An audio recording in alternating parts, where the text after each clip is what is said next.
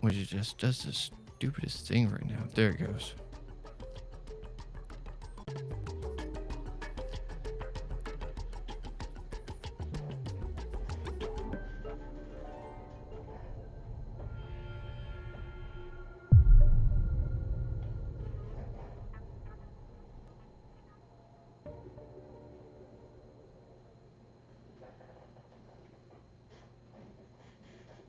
And that it did it again. Oh, Riverside, I have some choice words with you. Anyways, now, hello and welcome back to Guidance in Recovery. I'm Keegan, and every week I speak with guests to honestly explore recovery, sobriety, and the struggles that come with it, as well as finding things that help us along our recovery journeys. Tonight, we have a guest who truly embodies what it means to shed the old status quo and completely reinvent the self. Dr. Lincoln Stoller is a quantum physicist, neuropsychologist, clinical counselor, author, and psychonaut. He doesn't just study the mind, he has pushed its absolute limits, surviving a thousand fall off a mountain peak, an avalanche, and a plane crash, all while working with everything from brain retraining and somatic experiences, as well as psychedelic medicine. He completely rejects the rigid boxes of institutional therapy, and he's here to help us shatter the illusions that are holding us back from deeper insights to recovery. So, how are you doing today, Dr. Lincoln Stoller? And what hill are you willing to die on? I never know how I'm doing. I'm always on some hill. But whether I'm willing to die on any, I don't think so. I'd probably flee. That's kind of the thing I learned from mountaineering is you know, when things get spicy, you turn and go home because you Hmm. can always come back later. So that's kind of my attitude. If you're gonna looking at death on the hill, you're probably on the wrong hill at the wrong time because you only got Fair one enough. life. Fair enough. So, if things start to get a little bit too dicey, it's time to reevaluate and change course. Yeah, if you can, it's hard to know. You know, we kind of we're kind of like a submarine. We don't have much view. We just head straight forward, and having an alternate point of view is hard to find often, especially if you're, a forceful person, charging forward. But Hmm. yeah, I kind of feel like life is a car without brakes or steering, just sometimes. Go ahead. Next question. Fair enough. I mean, that sounds quite right. Like having that submarine aspect. We have a periscope that can maybe turn around here and there, but navigating it is pretty straightforward and very minimal in the maneuvers that we can actually do. So, can you give us a little bit of background on yourself? I know that intro had a lot of really interesting stuff on there, but who is Dr. Lincoln Stoller and how did you come across this idea that you are against institutionalized thinking or traditional therapies of sorts? I don't know. That's hard to say. I, I grew up with a bunch of artist parents, except my father was also sort of engineering artist, photographer and stuff, architecture. But my mother was all art, and so were my siblings who were older than me, so I didn't really have any brothers or sisters. So I was kind of alone and, confused. I remember my childhood very well, I think. And it was mostly alone, and I looked for people to bond with. And, you go to school, so you try your teachers, they don't give a shit. They're just teaching. And I didn't fit in with my classmates, so that didn't work so well. And so that's where I got to my independent mindedness. Of course, the institutions can't get anything creative out of them. And and then, but maybe you could if you went to like a super good place. I learned to disdain schooling, and with my first kid, who was born in 1998, we sent him to what's called a democratic school. So that's when I got involved with alternative schools, where Huh. they don't have tests or teachers or courses or anything. Kids just play all day long.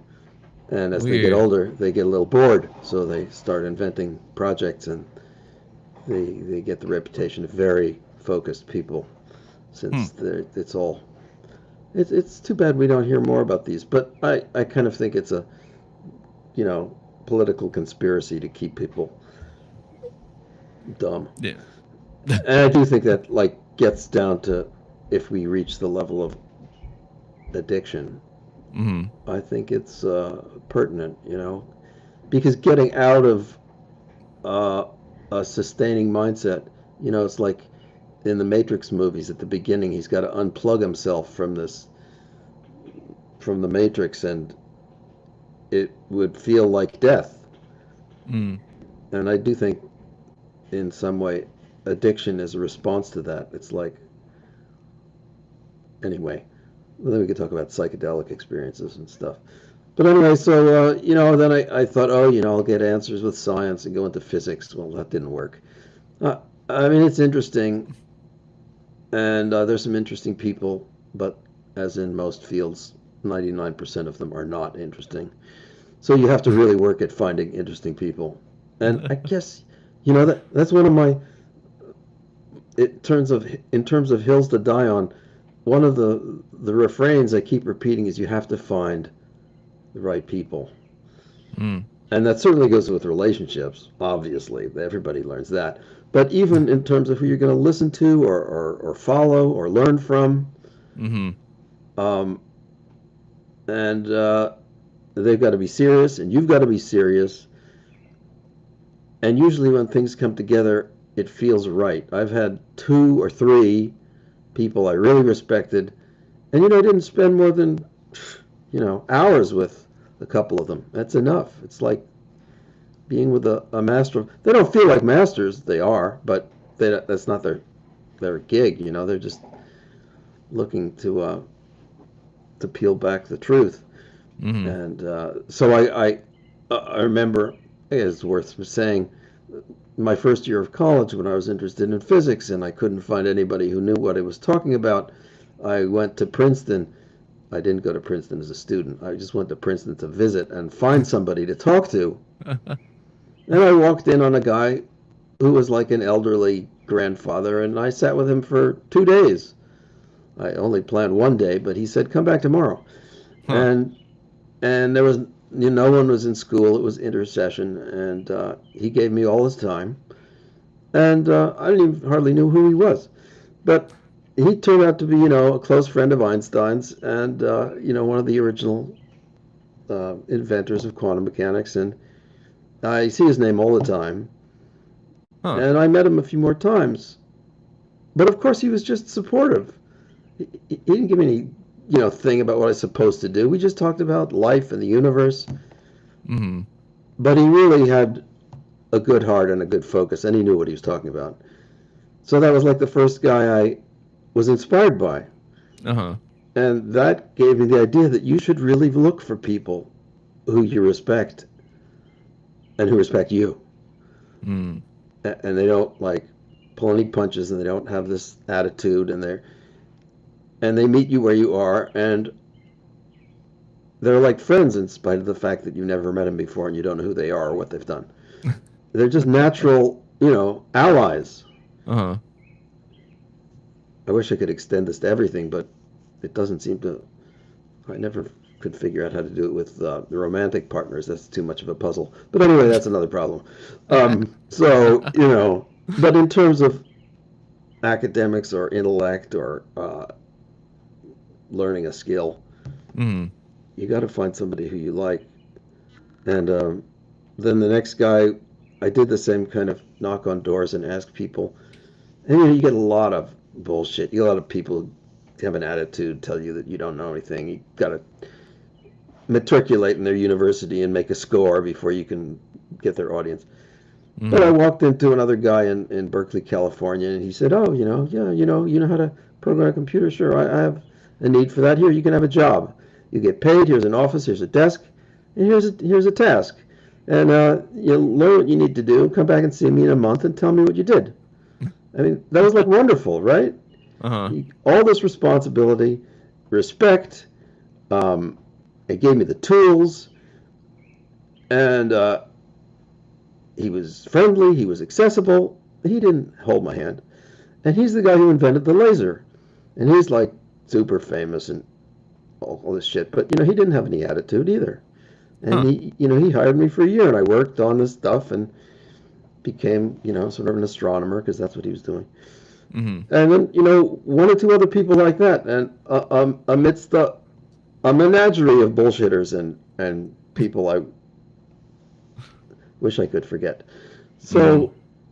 So, that's kind of how I became anti-institutional, because the institution really was not. I mean, I don't know what are you going to say? If there was no institutions, then I'd be making shoes or shoveling dishes. So, I mean, I guess there's a place for structure, but it's not your friend. I don't think it's your friend. Mm-hmm. And I would even go so far as saying psychology and medicine, they're not your friends either. They're also institutions. Mm-hmm. They're beholden to you last. You'd think otherwise since you pay them, but no, you're just cattle. Yeah. So I'm like, people say I'm the most anti-institutionalist person, but then, probably not. You're probably equal, but it depends the circles you go in and who you talk to. Yeah. So I guess that answers your question, sort of. Yeah, yeah, it does. And I mean, it sounds really interesting too because like getting to be able to meet those uh really influential people, especially in sciences, and having to get to know them on a level to where it's like they're friendly without even being friends is really cool in that regard because I feel like a lot of people get pompous or just really inflated egos whenever they start to make a name for themselves or start to do stuff like that. That's just a red flag. Hmm. You don't have to find people who are a little less egotistical. You need to find people who are not egotistical. They don't get less over time. If they're egotistical, you're fucked. That's going to be the attitude. You know, it's like an enlightened person isn't like slightly less fucked up than everyone else. They are different, and you know it right away. Uh-huh. So what it takes is like a lot of contacts Mm. and a lot of rejections and rejecting a lot of whatever Mm. until you develop. I don't know. It's a radar. I mean, it's interesting. So I'm a psychotherapist, and I talk to a lot of people, and like one client, he's a gay guy, and I say, how do you feel about being gay? And he says, well, I'm self-conscious around other men. And I say, oh fuck, you are who you are. You shouldn't hesitate. You gotta, run your flag up the flagpole and not take any bullshit, which Mhm. you'll get a lot of, especially if you're very out in terms of who you are. Mhm. And so it's kind of a tough road, to always be yourself and not to pretend that you're likable or conformist or part of the club. But Mhm. then, but then I'm not part of the club, so I don't know. It's an individual thing. Yeah. Yeah. And I mean, with it being so individualized and stuff, one of the things that uh I've always come across on the internet is like that meme where it's like I've killed my ego, so I'm finally better than everyone else. And it's like, oh yeah, that doesn't work that way. That's not how that works. Uh but Yeah. it sounds like there's ways outside of that box of sorts, where uh one of the things I want to ask though that kind of got me curious is that you said that you had to be serious about things or like the people that you talk to or finding the role models or uh just stuff like that. So I'm kind of curious what makes the definition of serious for you because I mean, some people would say it's doing it regardless of whatever happens or just doing it because. So, how do you define serious in that regard? Because in like recovery, I believe that someone has to be kind of serious about it, but at the same time, you have to be open minded enough to try other things because. Like 12 steps, they're a great framework. They're a great place to start, but I don't think it's the only toolkit someone needs in their recovery journey. Well, I do think the idea of addiction is pertinent to almost anybody and anything and any issue, Hmm. and substance is just one version of it.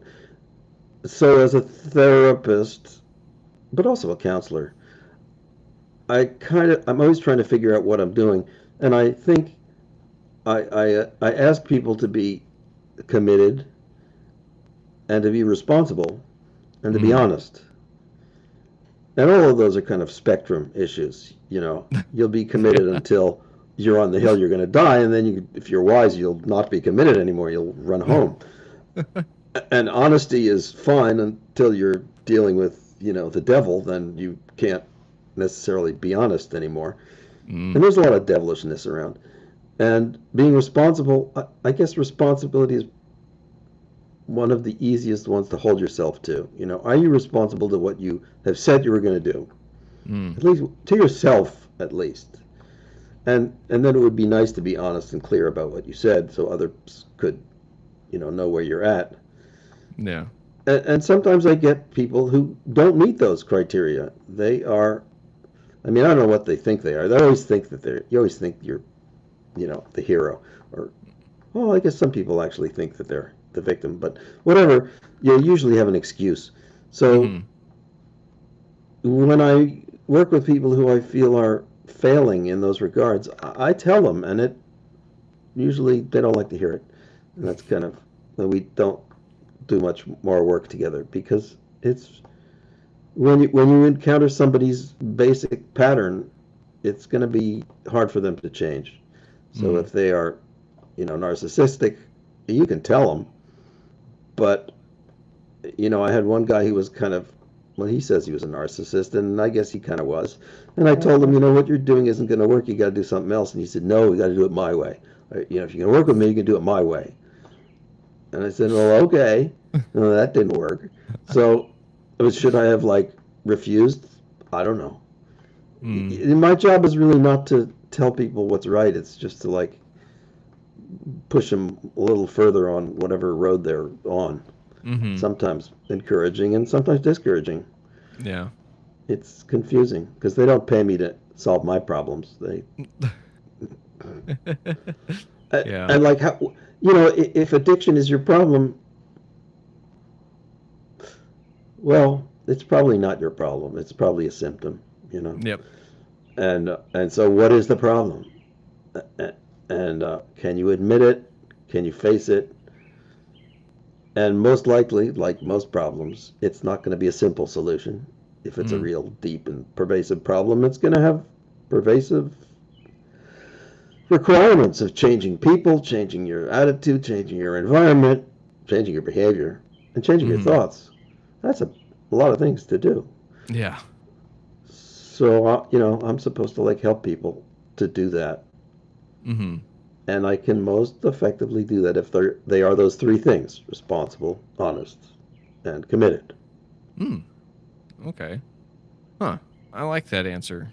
And I mean, you also reminded me of something that I read a long time ago, where it was talking about therapists or counselors aren't there to solve the problem. They're just there to help analyze or identify roadblocks, and the patient or the person will usually remove them themselves. They just need a little bit more insight or changing perspectives.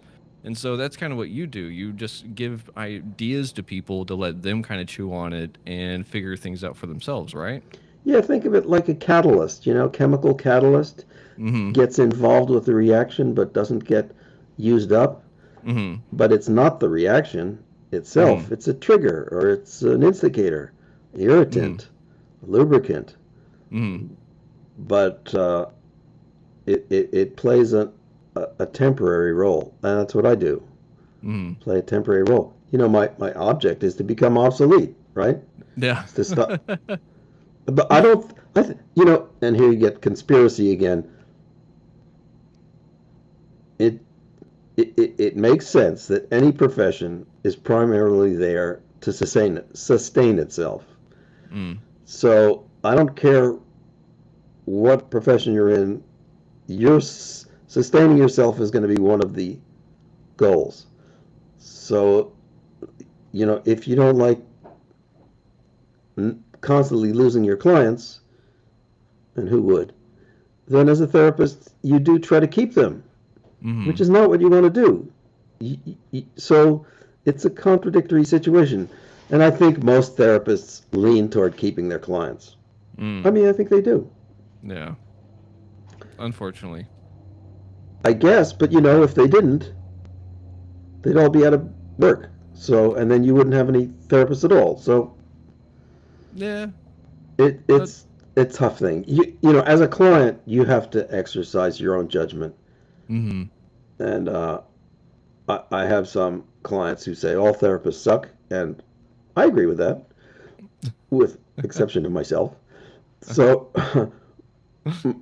you know, but that they can still be helpful. Counselors and Mm-hmm. therapists can be helpful if they're good Mm-hmm. and appropriate. Yeah, Yeah. it's an unanswerable question. Fair You didn't enough. even ask it, but okay, there you go. Well, I appreciate that insight anyways, because I mean, you're right. I think that in the healing profession of sorts, one's job is to become obsolete in a sense, but a lot of the times there's just the world is so traumatic and just able to create more problems for people that maybe they come back on their own eventually after they experience more life and they need help untangling the ball that became their life after the last session or so. So I just also had this weird thought of like, what if there was a profession out there that was just in charge of giving people more trauma to process with a therapist? And then it's like this whole weird thing that went on in my head for a split second. And I was like, Well, you know, I think there's good trauma in addition to bad trauma, okay. and good trauma is what? Inspiration, love, um, Hmm. right? You Yeah. could be good traumatized. The people who inspired you Uh-huh. and leave an impact on you. Mm-hmm. Of course, it's almost completely the opposite of a bad trauma. Uh-huh. Um, I mean, like, uh, I like jumping out of an airplane. I thought that was a combination of good and bad trauma. I mean, it was frightening. It was, you know, naturally, I mean, how many times do you step out into the void? On the other hand, it was a real kick, and it was very exciting, and it was so exciting I didn't do it a second time. I didn't think anything could live up to the first time. After that, it was just going to be, you know, I could do it, but you know, Uh-huh. Yeah. and so it goes with a number of things. Well, you know, mountaineering taught me a lot of stuff about, you know, dying on the hill and going up the hill and Mm-hmm. coming back home. And there too, I found really only I found one brother who was my age, and we did stuff together for years. Mm-hmm. And I found one sort of mentor who was really wise, but very, he's kind of like Yoda. You could never like figure out who he was, and he was not going to tell you either. But he, you know, he did wise things, and if you watched Uh-huh. him, you learned. Mm-hmm. And they weren't, you know, like one of the things he taught me is like whenever you're going anywhere, always turn around and look behind you. Yeah. Because when you have to flee, you're going to be heading in the opposite direction and you won't know where you are because you never looked at it before. So he's Ooh. always turning around. Even though he's not planning to go back the way he came, he's always Mm-hmm. turning around and looking at the landscape. And Hmm. it's a great policy Yeah. because Yeah. inevitably you do find yourself going back the way you came. Mm-hmm. And the last thing you want to do is get lost On the when way you're trying back. to hurry home, right? Yeah. So little things like that. Huh. And and then some really crazy people. The nice thing about being a therapist is you get to talk to crazy people. And some Hmm. of them sound so reasonable. Some of them sound completely crazy, of course. Uh-huh. But you get to realize that it's taken me a long time as a scientist to realize that being intellectual, reasonable, and rational doesn't really amount to being sane. They're not the same thing at all. So, so Yeah. how do you, you know, I mean, that's serious. You Yeah. got to be Yeah. careful who you follow. Yeah. I completely agree on that. And I gotta say that I love that policy of like turning around and to kind of analyze where you've been already because it's very akin to like being in the same place at day versus night. It's like you can know it, like you've been there, but it just feels different. It looks different. And having been Boy Scouts and doing hikes and stuff like that, they're sometimes going back from like, oh, I know I took this trail, but it just feels so strange. It doesn't feel the right way. Like there's something different about it. And so I'm going to have to keep that in my mind from now on. Just every now and then turn back a few paces. And different landscapes and situations are different. In the Hmm. East, well, Texas is easy. Southwest is easy. You know, the landscape is big. You generally see the horizon. Now that I moved to the West Coast, I moved to Vancouver Island, and the geography here is different, and it's quite dramatic. Huh. Uh, you don't want to get lost in the woods here. Yeah. There are lots of cliffs and cul-de-sacs Hmm. and very few people or trails. Hmm. So it's serious just going for a hike if you're Hmm. going to step off the trails. And, well, I mean, I always keep my ear to the wall with regard to people getting lost and hurt and injured. Hmm. And I always did. There is a publication of the American Alpine Journal called Accidents in North American Mountaineering. And Hmm. it's the most interesting thing to read, I think, Huh. because there's these dramatic stories and they usually don't end well. Ugh. So unlike, movies and stuff. Hmm. And so that's reality. Um, Yeah. and I am now a counselor for people with outdoor trauma. Hmm. But trauma is trauma.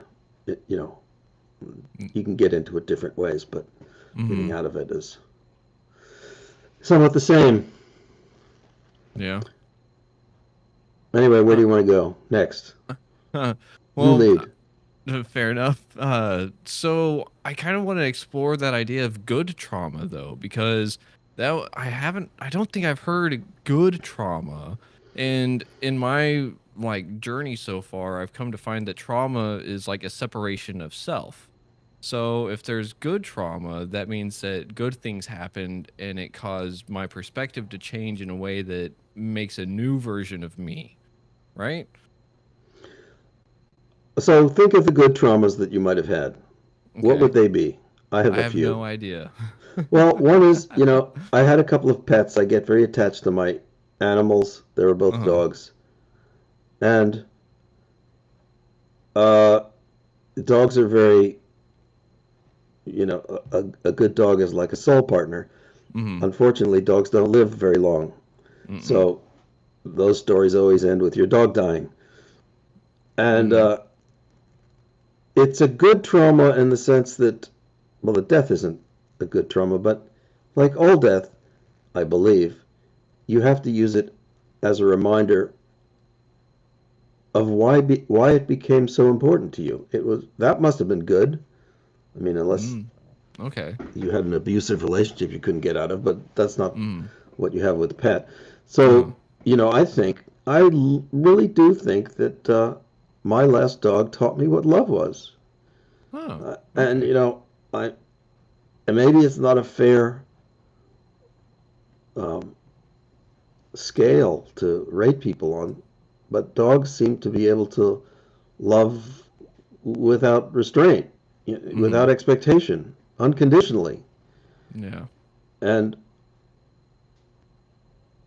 I don't know if it's good to be like that because people can't reciprocate. I haven't found anybody, Mm. sadly, who could.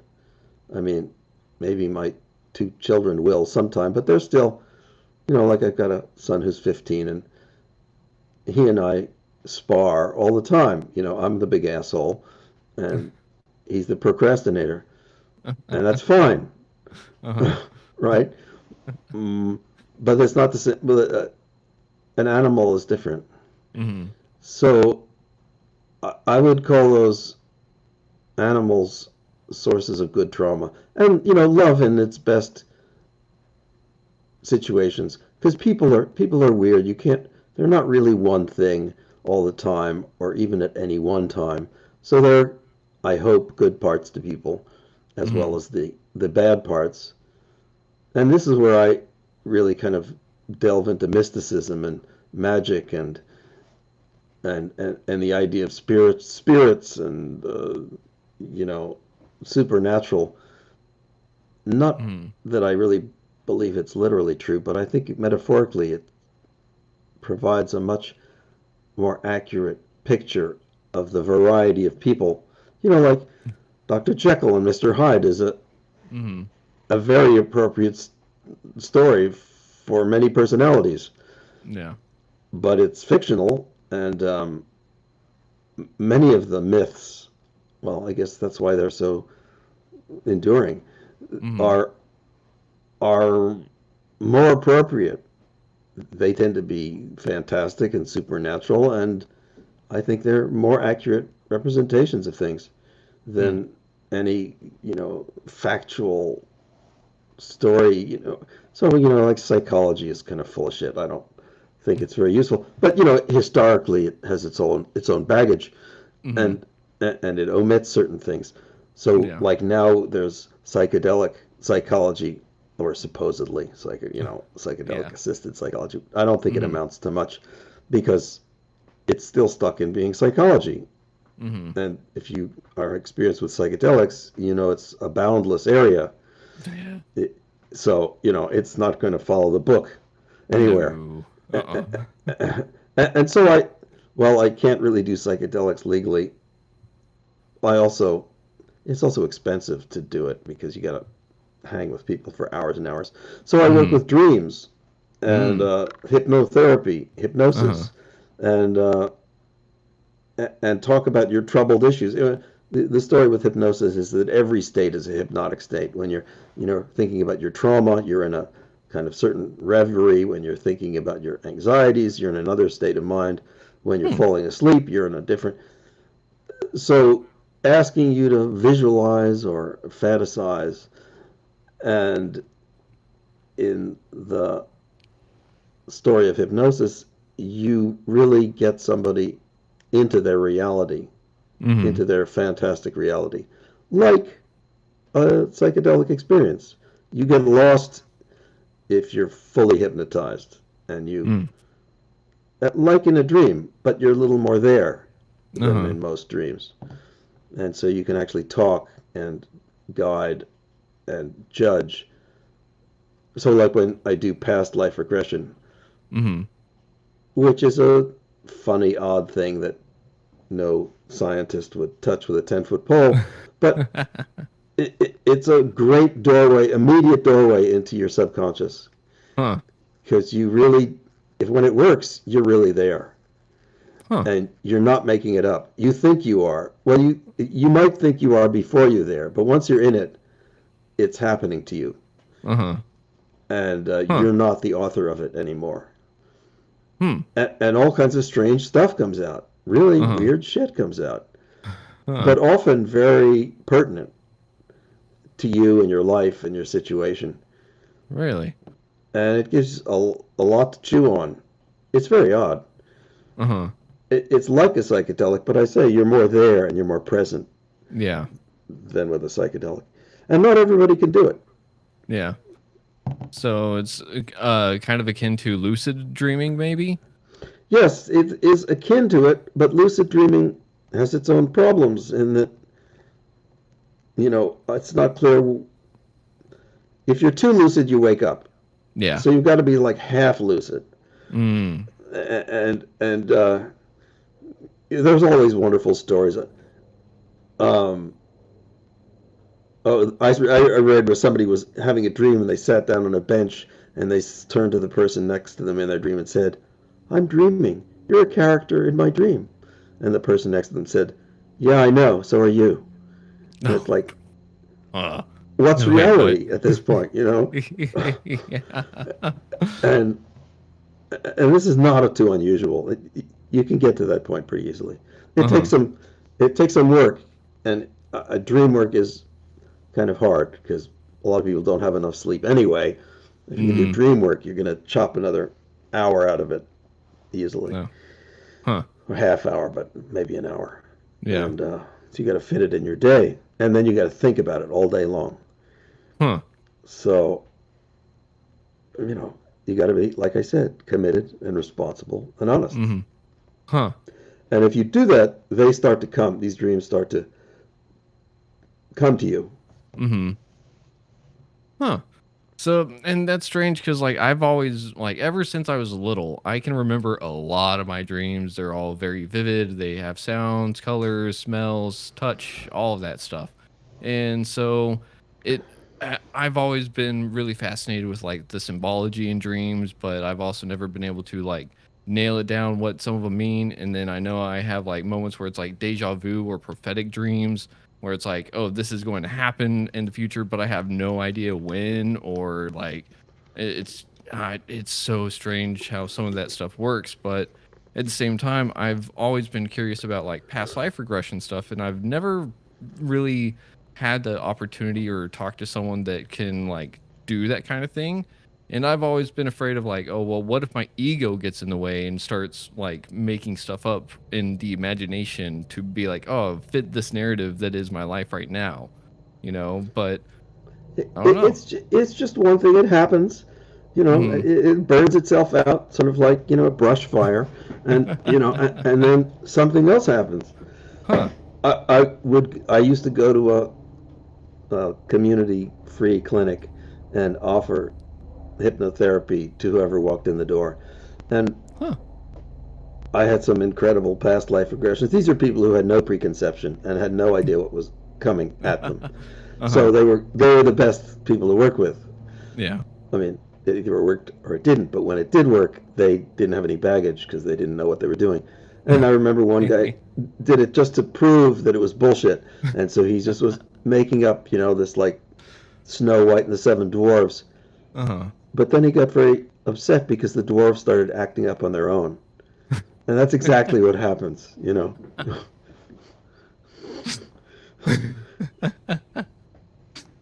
Oh man, they started acting up on their own, huh? Yeah, they had agency, Uh-huh. and where he thought he was just going to like be the author of the whole thing, but it turns out, Uh-huh. the hold you have on your mind is not as firm as you might think. Mm-hmm. Well, maybe Yeah. having done psychedelics, having been in traumatic situations, it doesn't take much. Like I like to say that if you lose like four passwords in a row, you start freaking out. You can't remember. Maybe you're losing your mind. Yeah. It doesn't take much. Yeah. Huh. Oh man, whoa, you just made me remember something. I'm trying to remember what it was too, because it was like it popped in and then just left really quick. Oh, what was it? Like just the whole things, like the dream aspects having agency over themselves, and you can't tell them what to do.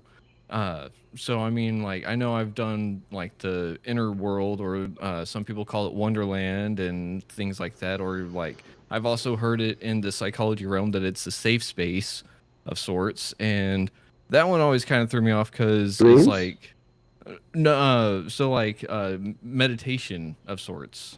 Okay. So, oh, that's what it was. The whole consciousness kind of thing is that our brains are kind of more like filters for reality, and it's not so much that like we're perceiving it as is, but we're perceiving it through certain filters, lenses, so on and so forth, and everything that is just what our brains want it to be in a sense, but it's also not really quite there. So, It's useful to be. You can be rational and intellectual about it. You can get pretty far with some good models. I mean, it's mhm, clear that our brains are here to help us work shit out and mhm, avoid trouble and go toward opportunity. And that mhm, requires seeing and understanding mhm. and communicating. But not everything. You don't want to see everything. You don't, Yeah. I mean, you don't want to like wander around looking at the pores and all the leaves and the millions of trees. I mean, that's great for a psychedelic experience, but it's not going to get you to the shopping center, right? It's not going to help you Yeah. with your finances. So, I mean, Uh-huh. obviously, there's this filtering of what you see, and then you got to filter what you think because we don't have a very wide bandwidth. Hmm. You can't think too many thoughts at once. You can't. screw a bottle top on while you're washing the dishes at the same time. And so you kind of, you don't really multitask. You kind of, you go from thought to thought, task to task. Mm-hmm. And if you're not good at it, you get confused, you get misunderstood, you get paranoid, you get in trouble. Mm-hmm. Um, so, if you, it's like if you work with a schizophrenic, there are many kinds of schizophrenia, but Mm-hmm. in generally, these are people who are misunderstanding what they're seeing and are being misunderstood in what they're saying. Mm. So you easily appear crazy when you're sort of off the radar or off the Mm-hmm. page, not following the script. Yeah. And and you may not even be so crazy. You may just be misunderstanding Mm-hmm. or consistently um, filtering wrong, Mm-hmm. like being paranoid or anything. If you're not flexible and attentive and responsive, it's easy to go off the guardrail and be considered dysfunctional. Mm-hmm. And then, what are you going to, what if somebody tells you, oh, I'm a doctor, you have this, mental disease? Are you Mm-hmm. going to believe them? Is that's not generally a good thing to do. I mean, it may be true if you want to decide. Well, a Mm-hmm. typical example is like ADHD, ADD and ADHD, Mm-hmm. diagnosing it in children who are like 7 Yeah. is like the crime of the century, as far as I'm concerned. Mm-hmm. It's like the only mental illness that doesn't require anyone except those people who accuse you of it. It doesn't matter what you say. It doesn't matter what a Uh-huh. doctor says. It's only the people who accuse you define whether you have it or not. Mm. And like I know of no other illness like that. But on the other hand, there are people with attention problems. Mm-hmm. There's spaced out people who can't like figure out what time it is, and there are other people who are just so anxious they can't pay attention. There are problems, but it's mostly with adults. Mm-hmm. I think any kid who can't pay attention is probably going in the right direction because not much of what they are given is worth paying attention to. Yeah. So, what was I trying to do? Yeah, you. I like to think of people as layered, intellect as layered, Mm-hmm. and what you choose to focus on. There are options. You can put on different attitudes. You can be a scientist. You can be very cold and unemotional, or you can be the opposite. Mm-hmm. And it kind of depends on what's your issue. Mm-hmm. I like mountaineering because it was clear that you're dealing with the environment, and the environment is idiosyncratic and it changes and it's unpredictable. But on Mm. the other hand, it's not egotistical, Yeah. and and if you get hurt, you don't feel personally at flaw at fault, right? You just made a Uh-huh. mistake. Yeah. And this is why I say if you're wise, you don't die on the hill. You realize that like the most experienced climbing partner we had was always turning around. He was Mm-hmm. always saying, "I don't like that cloud in the sky. I'm going home." And we'd say, "Oh, Fred, you fucking coward," and he'd just like laugh at us and say, "You fools." One of these days, Uh-huh. that cloud will be a real one, and then you'll be screwed. Uh-huh. And I mean, he had the luxury of always coming back. That was his commitment. Mm-hmm. So, and he was quick to retreat, and also quick to re-engage. Mm. So, and is that a good policy in life? Maybe. I'm not sure. You have to add intelligence to it. You can't like flee at every fly that appears. So Context is everything in a context. sense. Yeah, and so this is where you develop. Oh, I should put a plug in for brain training. A lot of this stuff isn't even under your control. It's just your Uh-huh. habitual patterns, what you Hmm. respond to. Um, you go off like a smoke alarm when dangers around, but it doesn't mean that it's correct. Yeah. So how responsive are you? How attentive are you? How focused can you be? These are kind of neurological things. Mm. Um, so that is like a third direction. There's the rational things that we think we understand and talk about. There's the unconscious stuff like dreams and psychedelic emotional encounters. And then there's this sort of mechanical stuff in our brain that, I mean, here's an example that I'm always reminded of. Your Mm. sense of balance is very, it's like firmware. You can, Yeah. it, like, find yourself a tall ladder. Uh-huh. And when you climb to the top of it, you'd better feel a little shaky. But if you Mm-hmm. do it like 10 times, you'll immediately start getting it. Yeah. You'll be paying attention to the vibration, you'll be looking at your feet and your hands, and you'll settle down. It's a Mm-hmm. skill you can learn very quickly, Yeah. but it's clearly attentional and Mm-hmm. tactile. Yeah. Um, and so I was cleaning the roof the other day, and I was thinking, man, I've lost it. I'm on Mm. a 10-foot ladder, and I'm like shaky. And I've Mm-hmm. climbed 1,000-foot cliffs, and you are fine when you're in shape. Uh-huh. But I was out of shape, and so I actually last year bought a slack rope. I used to be able to walk slack rope, Huh. and I got on it and I fell right off. But Mm. I think I might put it up again because it's not a single skill. It's a broad skill. Being attentive and having quick reactions Mm-hmm. is a useful skill, even if it's just cognitive. Yeah. Anyway, I'm getting off track. You're totally fine. You did say something about throwing in a plug-in for brain training and stuff. So real quick, where can people find you and access the information that you've got tucked away on the internet? My website is called Okay. mindstrengthbalance.com. And there's a bunch of books on hypnosis and education and some other things. And there's a couple of pages. It's a deep website.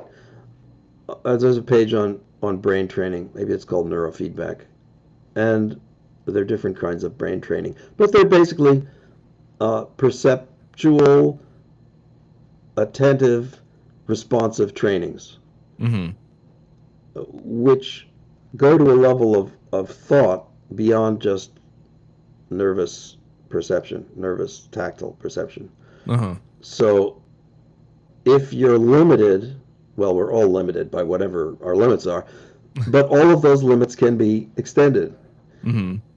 And depending on the nature of your problems don't necessarily teach you the direction you need to go. Mm. We tend to like get stuck on dead ends. Uh-huh.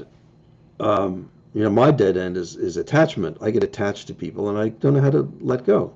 So I've been Mm. married twice, and I'm still fucked up about these people. Nah. Um, and that's not necessarily a bad thing. It's like the more enlightened you get, the more misery you become aware of.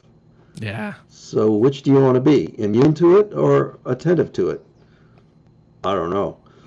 Yeah. But if you're going to die on a mountain, and eventually we all do die on whatever mountain, Mm-hmm. I want to know the territory as much as possible. Yeah. So it's kind of like lay it on me. Mm. Misery, good trauma, bad trauma. I mean, there's only so much bad trauma you can take. But Yeah. if you're resilient and you can put up with this stuff, you're going to get bad trauma if you're looking for good trauma. You're going to get Mm. bad experiences if you're looking for good experiences. Mm-hmm. And you got to have the strength to look for good experiences, otherwise you live a meaningless life. Mm. So yeah, go to my website and read that stuff, and call me or write me. Or there's a blog, and if you sign up for the blog, you get the latest book, which is on dreams, Oh, in nice. digital form for free. So mindstrengthbalance.com. I'll put I'll put that up one more time. That's awesome. And what you were saying about like you'd rather know the territory kind of thing reminds me of that saying that ignorance is bliss. And it's like, damn, that's right. Because the more I learn and the more experiences I go through, it's like, yeah, I learn more. Boo, I learn more. But at the same time, Yeah, yeah. I'm right there with you. You know, it's like I'd rather have the regrets of things that I did do rather than regret the things that I did not do. It, And it's not your fault if other people misbehave. mhm, oof. Ah, that's rough to hear. It is. I know. Huh. But if ignorance is bliss, do you want to be stupid? You know? No. Or what's the opposite? It's smart. Suffering is knowledge? I don't know. Yeah. Essentially. Uh I think there is a opposite to that saying, but I've always just known ignorance is bliss because I see more of that example than everything else. And I know that a lot of there's even that meme that goes around every now and then that's like, well, what's wrong with me? It's that I know too much. And it's like, well, yeah, it's kind of thing like the oh, who was it? Like people talking about going to therapists and they're like, well, I think the problem is that you're self-aware. Like, oh no, you're very self-aware. Did you know It's, that? I think that's true. The people who come to me for therapy are usually the people who are looking over the top. Mm, yeah, And that's a good place to be. yeah. Uh, I think that we kind of assign traumas to ourselves and maybe take responsibility for that. And that's maybe where a lot of us get kind of messed up in a sense that we're trying to rectify the things that we didn't even do. So this podcast was supposed to be about addiction, and we didn't talk about addiction. So I would like to say that Mm, if you're addicted to something, instead of being under it, get above it. See it as a ladder rather than a weight. mm, See it as something that you can launch from, a pivot point, mm, something that defines what you can't do and what you could do. mm, Another thing to say is it's always easier to see what you have and what you're stuck on and to be committed and attached to it. And it's always harder to see the benefit of what you don't have and what you haven't yet learned. mm, And that's not to say doing any stupid thing is going to be better. It's going to work out, but you got to do stupid shit. And you got to know it's going to fail most of the time, and it's got to be okay. mm, That's the process of discovering new stuff. Otherwise, you're stuck under the weight, and then you end up with a coping strategy, and you end up being what you feel stuck. I mean, mm, that's what addiction is. You're stuck, and I think the cure for addiction is courage, mm. in a sense. Ooh, I like that.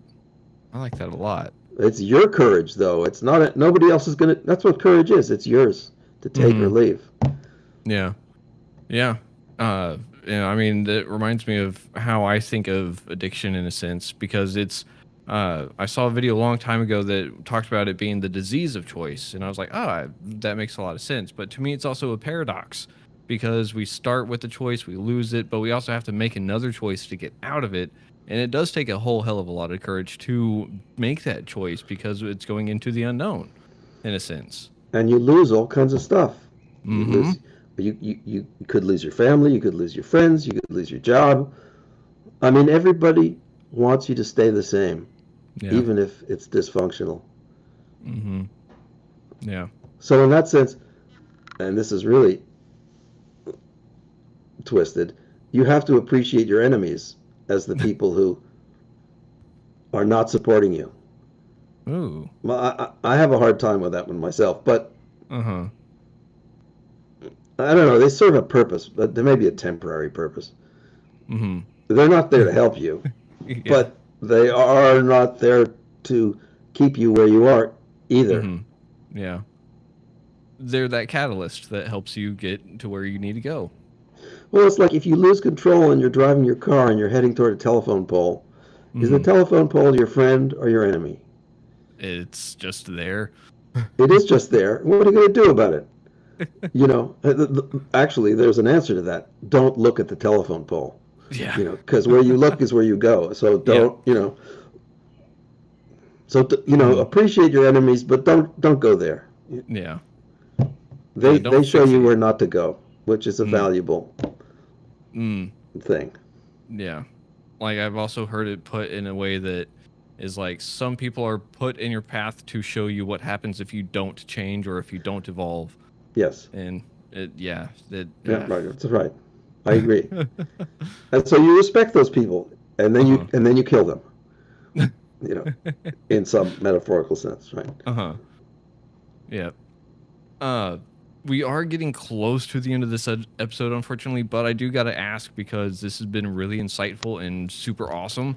Do you think that we could see you on in the future to talk more about dreams and addiction? Because I know a lot of people have dreams of like relapse, and a lot of people have different ideas of what addiction is or isn't, or what recovery is or isn't. And it sounds like this would be a great area to just kind of explore more of. Yeah, I think we'd really get lost in it, which is maybe a good thing. I mean, I'd talk about dreams and I'd talk about addiction, but it might not be substance addiction and it might not be conscious dreams. Sure, Uh-huh. anytime, Awesome. soon. Yeah, I mean, you said it earlier that everyone deals with addictions, and I believe that wholeheartedly, whether it be substance, behavioral, or so on.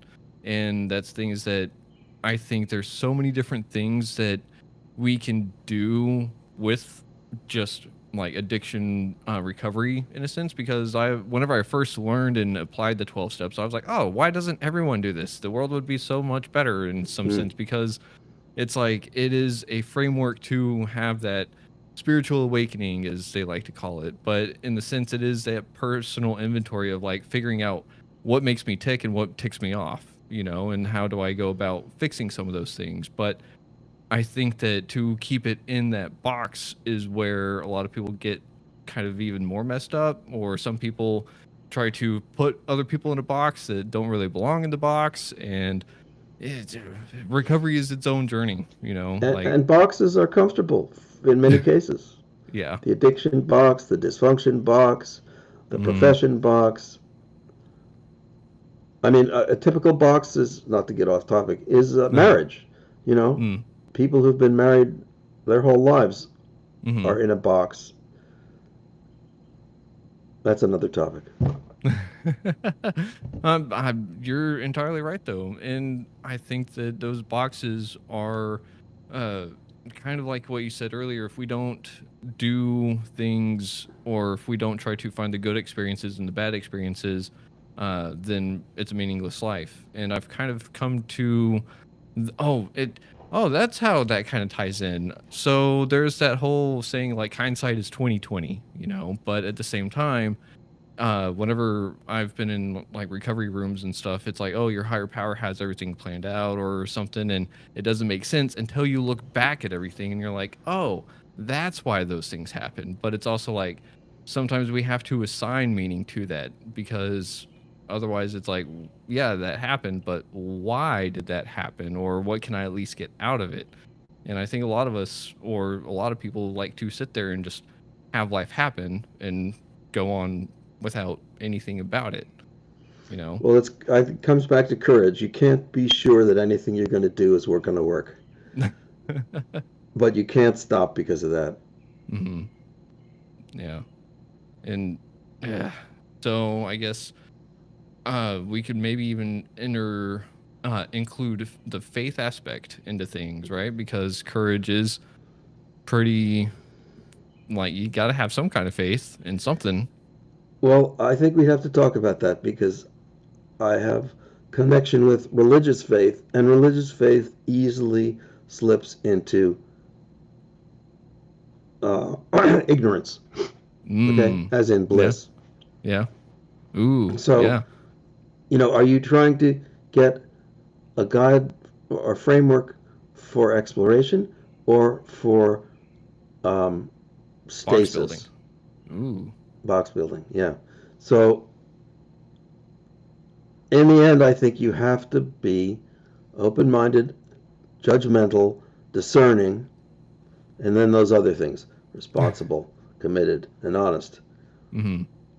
And, and some people are just going to be what they are, and you don't be too pissed off at them. I mean, there are people like Donald Trump, and we can be pissed off at them. Mm-hmm. But then, what are you going to do about it? Mm-hmm. What have you done about it? And what Yeah. did you do to let them get in there in the first place? Mm-hmm. I mean, do you want to be a warrior? Do you want to be a savior? Do you want to die on the cross? Mm-hmm. Or maybe, a lot of people just want to find their tribe and, Yeah. return to the wilderness. I Mm-hmm. guess it's all okay if you can do it. Yeah. And maybe it's okay if you can't do it, just if you try. Mm-hmm. Um, yeah, Texas, I'm thinking. Texas is a big state. Yeah. It's huge. Yeah. It's hard to get out of anywhere in Texas. It takes a Mm-hmm. long drive to get anywhere. Oh, we used to go to Mexico. That was nice. But we were Mm-hmm. in Austin, so it was a little closer. Yeah. Um, anyway, yeah, let's figure out something to talk about in the regards to addiction and Yeah. the other thing you mentioned. Yeah. Dreams, addiction, and maybe how faith and courage. Okay, Just Faith, I and don't. I'll tell you how dreams work. I think I know that Yeah. one. Yeah.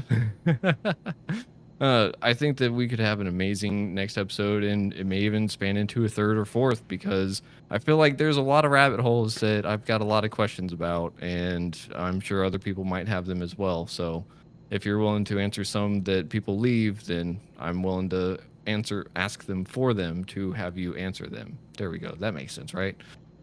Yeah, well, the more you ask, the less I'm going to answer. But you can pull, and I'll resist. That's part of the game. Tug of Fair war enough. here. Yeah. Okay.